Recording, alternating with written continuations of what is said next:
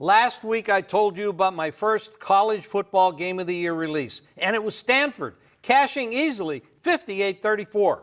I've got a Vegas Sportsmaster football special, 7 days of plays for $39, including another college game of the year and my first NFL game of the year release.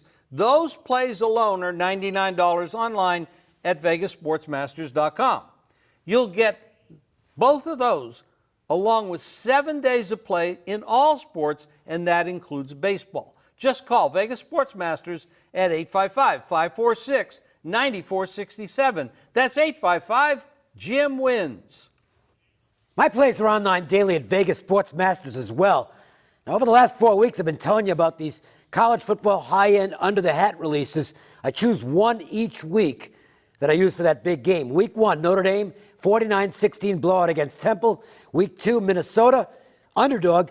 They beat Oregon State on the road, 48-14. Week 3, North Texas, wire-to-wire cover as a big dog against Iowa. Last Saturday, New Mexico, Lobos plus the points. They win outright at Tulsa, 16-13. That's a perfect 4-0 on the season.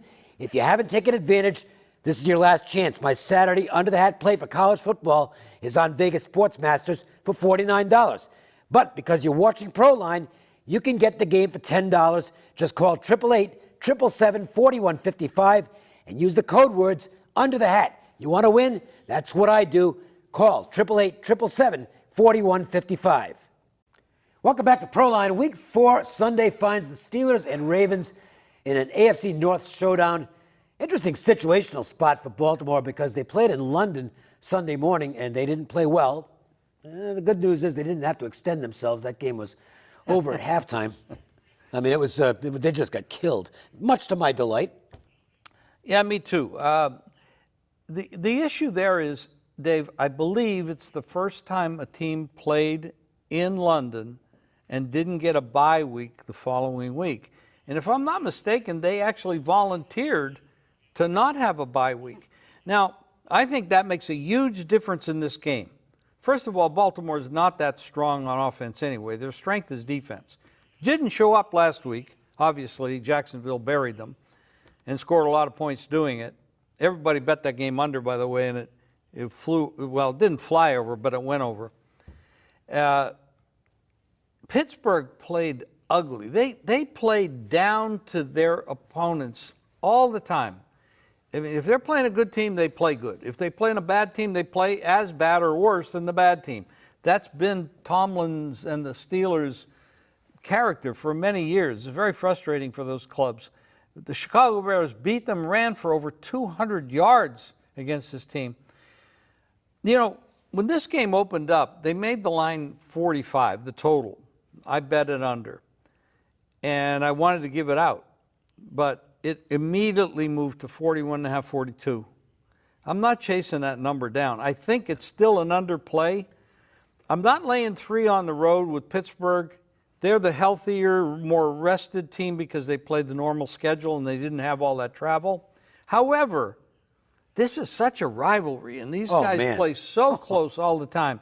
But because of that travel thing that Baltimore had last week and not getting a bye off the London trip, I leaned to Pittsburgh. I leaned to the under, but the only bet I made was under 45, and that number just doesn't exist anymore, and I'm not telling anybody out there to chase it at 41 or 42. No, you don't play bad numbers. Listen, I went 2-1 last Sunday in the NFL. The 2 winners were Jacksonville and the Bears.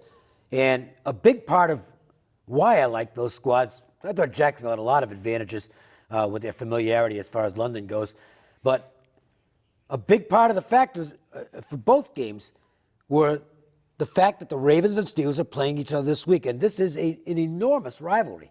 These teams really don't like each other. I mean, that stuff gets blown out of proportion sometimes. It's not here. This is a serious hate match, and I thought both teams might get caught looking ahead, and I very much think they did. I think Pittsburgh was completely flat against the Bears, and Jacksonville the Ravens had no interest in that game from the beginning.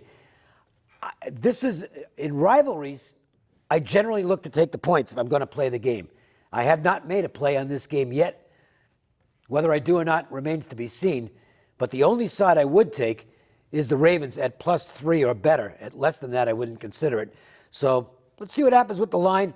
If there's some value on Sunday morning, I might jump in and take the dog. Otherwise, I'll probably take the game off. I won't play the total because playing into beat-up numbers is just a good way to lose money. Don't chase steam. It's just not a good idea. Let's get Jeff Saad's take on this game from Las Vegas Sports Services. Take it away, Jeff.